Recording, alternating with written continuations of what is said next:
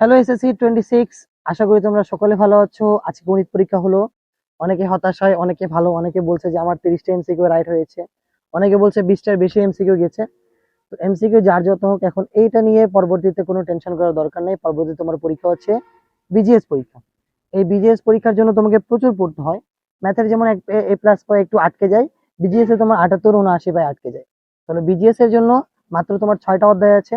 কয়টা অধ্যায়? 6টা অধ্যায়। এই 6টা অধ্যায়ের মধ্যে 2, 3, 6, 10, 11, 13, এখানে বড় বড় অধ্যায় দুইটা, 11, 2 এবং 11, এই দুইটা অধ্যায় থেকে দুইটা সিকিউ করে থাকবে।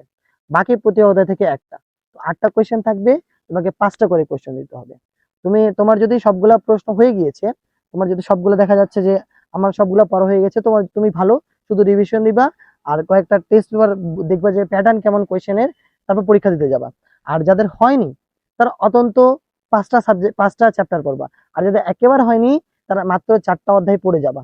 4টা অধ্যায় কি কি আমি তোমাকে বলি। 2 আর 11 পড়বা, এখান থেকে দুইটা করে সিকিউ থাকবে।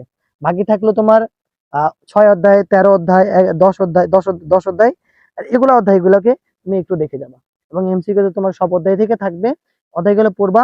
আর আমি বলছি তোমাকে, এই অধ্যায়গুলো পড়ার জন্য তোমাকে কখন, আজকে গণিত পরীক্ষা দিয়ে আসছো, আজকের দিনে 3 তারিখ, আজকের দিন তুমি হচ্ছে 2টা অধ্যায় শেষ করবা। 2টা অধ্যায় কি কি শেষ করবা? একটা 2 অধ্যায়, একটা 6 অধ্যায়। আমি তোমাকে বলি, তুমি মেইন বই পড়বা, আগে গাইড পড়তে যাবা না। আগে মেইন বই পড়বা, পড়ার পর ওই প্রতিটা অধ্যায়ে 10টা করে সিকিউ দেখবে।